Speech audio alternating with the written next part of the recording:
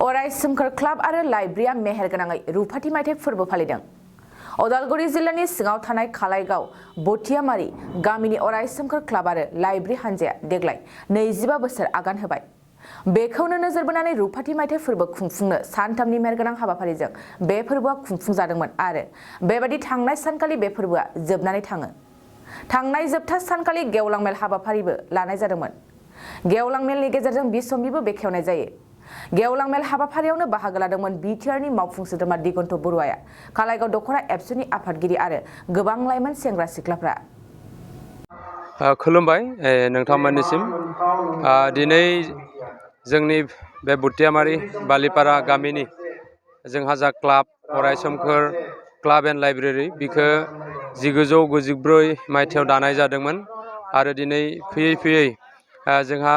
25 बोसोराव आगान होबाय आरो बे रुफाथि मायथाइ फोरबो बे रुफाथि मायथाइ फोरबोखौ जोंनि क्लाबा सानथामनि हाबाफारिजों जों खुंदोंमोन। दिनै फैयै फैयै दिनै जोबथा हाबाफारि, बे जोबथा हाबाफारिनि दा गेवलां मेल सोलिगासिनो दङ। दा जाय बिथांमोना जोंनि बे क्लाबखौ 25 बोसोर सिगाङाव दादोंमोन, दा बिथांमोनाबो दिनै जाय बिथांमोना जोंनि गेजेराव दाबो दङ बिथांमोनखौ दिनै बे हाबाफारियाव लिंनाय जादोंमोन आरो बिथांमोना बेवहाय फैदों आरो जोंनि गासैबो गामिनि रायजो राजा जोंहा सेंग्रा सिख्ला गासैबो ज' जानानै जोंनि बे रुफाथि मायथाइखौ गाजा गोमजायै खुंदों आरो जोंनि गामिनि जा खौसेथि बे क्लाबनि गेजेरजों दिन्थिनो नाजादों आरो बिनि उनावबो गेवलां मेलनि उनावबो जोंहा हाबाफारि दं, हारिमु बिलिफां जोंहा हाबाफारि दं। बे मोनानि 7टा बाजिनिफ्रायनो जागायजेनसिगोन आरो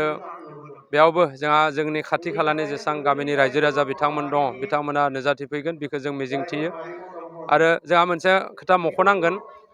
जोंनि जा गथ' गथाय बे दा गुण'त्सब सोलिबाय थादों, बे गुण'त्सब सोलिनायनि थाखायनो जोंनि जा समनि हाबाफारि बेखौ एसे सोलाय सोल' खालामनांगौ जादों, नाथाय थेवबो जथेस्थ' मोजां जादों आरो गामिनि मानसिफोरा जथेस्थ'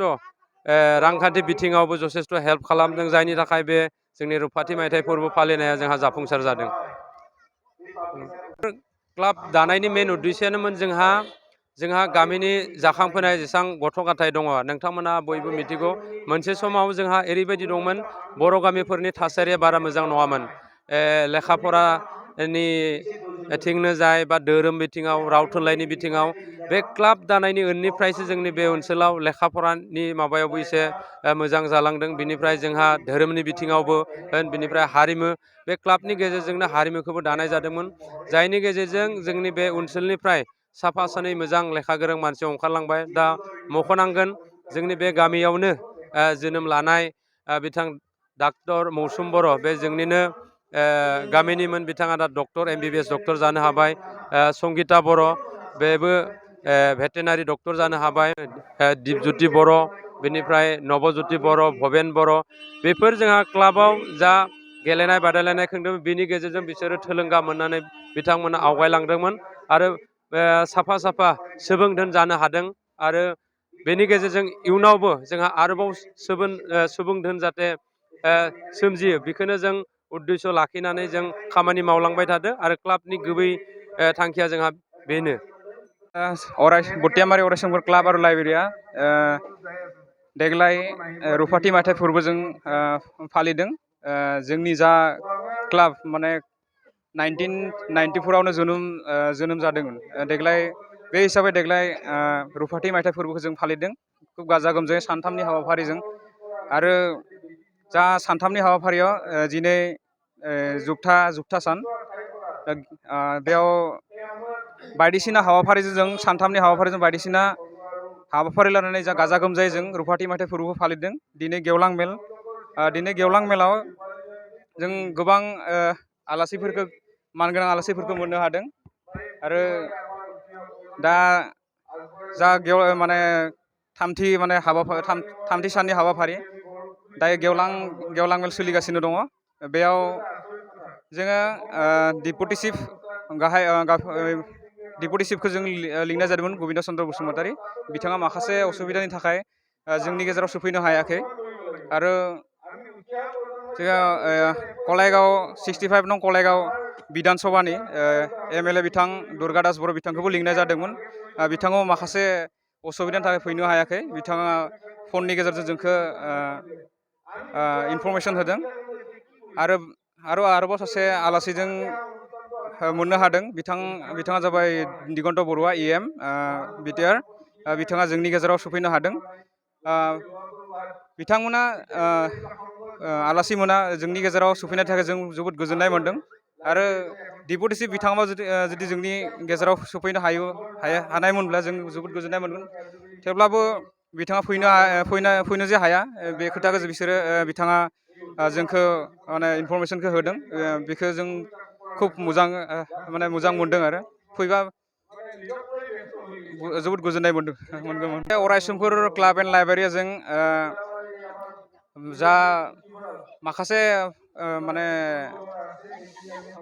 কি কোৱা আছিল এইটো ক্লাব এণ্ড লাইব্ৰেৰীয়া जों गामिनि जानाखि इडुकेसन साइड आरो जा माने स्पर्ट्स आरो लोगोसे माने जा हारिमु बे मोनथाम बिथिङाव जों मोजाङै माने खुब मोजां माखासे हाबाफारिखौ लानानै जों आवगायबोगासिनो दं आरो बोसोरफ्रोमबो जों जानाखि माने केन्डिडेट बा हाई सेकेन्डारि केन्डिडेटआनो जा बिथांमोनखौ जों न' थांनानै खबर लानानै बा बिसोरो माने एग्जामनि थाखाय जा माने प्रिपेरेसन खालामनांगौ बेफोरखौ माने खबर लानानै जों एनकारेज थुलुंगा होयो लोगोसे जानाखि बर'नि माने मोसानाय दामनाय देनाय बेखौ जों खुब मोजां भाबै माने फोरोंगासिनो दं सम जों माखासे प्रग्रामबो खालामबाय थायो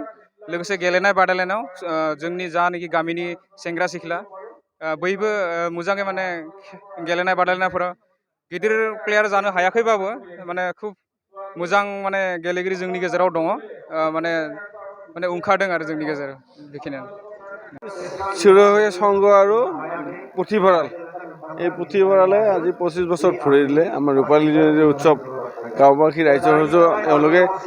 উৎসাহ উদ্দীপনাৰে পালন কৰিলে আপোনালোকে নিশ্চয় দেখিছে ইমান মানুহৰ সমাগম এটা সংঘৰ ৰূপালী জয়ন্তী আজিৰ পৰা 25 বছৰ আগতে আমাৰ যি পূৰ্বপুৰুষ বা আমাৰ ককা দেউতাহঁতে আমাৰ যি প্ৰতিষ্ঠা কৰিলে সেইটো আমি ভালদৰে ৰূপায়ণ কৰিব লাগিব এতিয়া যাতে আমাৰ গাঁৱৰ ল'ৰা ছোৱালীখিনি তাতে পঢ়িব পাৰে কিতাপ পঢ়াৰ প্ৰতি যাতে তেওঁলোকৰ ধাউতি বাঢ়ে সেইটো আমি ব্যৱস্থা ল'ব লাগিব সমষ্টিৰ প্ৰতিনিধি হিচাপে আমাৰ যিটো চিৰসেউজ সংঘ সেইটো আমি সম্পূৰ্ণৰূপে মেৰামতি কৰি দিয়াৰ আশ্বাস দিছোঁ এই বাজেটত তেওঁলোকক আমি মেৰামতিৰ কাৰণে 3 লাখ টকা এটা আমি আমাৰ ফালৰ পৰা দিম আৰু কিতাপ কিনাৰ কাৰণে মোৰ ব্যক্তিগতভাৱে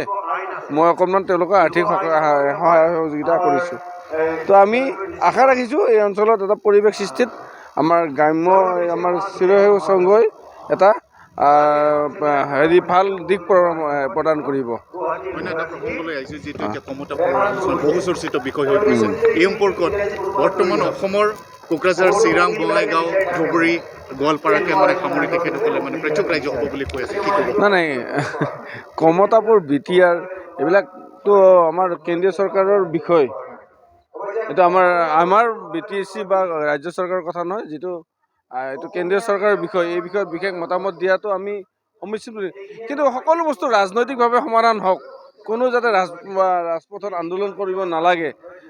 কোনো মানুহ এই আন্দোলনৰ দ্বাৰা ক্ষতিগ্ৰস্ত হ'ব নালাগে সেইটো বিচাৰিছোঁ চৰকাৰৰ প্ৰতিনিধি হিচাপে সকলোকে আমাৰ কেন্দ্ৰীয় চৰকাৰৰ ওপৰত আস্থাটো ৰাখিবৰ কাৰণে মই বিচাৰিছোঁ সুন্দৰভাৱে সকলোকে আগবঢ়াই নিছে এই ক্ষেত্ৰতো কমতাপুৰৰ ক্ষেত্ৰতো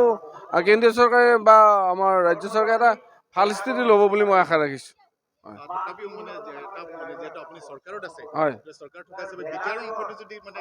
নাই বিটিআৰ অংশটো নিশ্চয় এনেকুৱা ইফাল সিফাল নহয় মই নাজানো এতিয়ালৈ মই ভালকৈ চোৱা নাই চিকটো কিন্তু আমাৰ বিটিআৰে থাকিব नोंथाङा सानाय सुनाय बेरामनि जेंनायाव गोग्लैदों नामा जुदि नोंथाङा सानाय सुनाय दंब्ला जिंगासिनांगौ गैया चिरां जिल्लानि बेंटल गेट साफागुरियाव दायो SI निउर' थेरापि सेन्टार दंसै बे थेरापि सेन्टाराव नोंथाङा गोरलैयैनो देहानि सानाय सुनायखौ फाहामथाय लानो हागोन बे आथिं सानायानो जाग्रोदों ओमफ्राय जानाया एसे सिगांनिफ्रायनो जाखादों ओमफ्राय बिदिनो गुबुन मुलि जाबायदों ओमफ्राय हामाखै दिनैनि ट्रिटमेन्टआ आङो एसे मोजां मोनसिनबाय जेरै सिं सानाय आफादावरि सानाय मोदोम जरा सानाय आइजोफोरनि जेंना खर' सानाय बायदि बेरामखौ फाहामनाय जायो। लोगोसेयैनो बे सेन्टाराव थानानै फाहामथाय लानो हानायनिबो सुबिदा खालामदों। नोंथांमोनहा ASI निउर'थेरापि सेन्टाराव फाहामथाय लानो गोसो दंब्ला नैबे मबाइल नम्बर 7620160459 नङाब्ला 9476 977 956 आव थोंजों सुलाद लानो हागोन।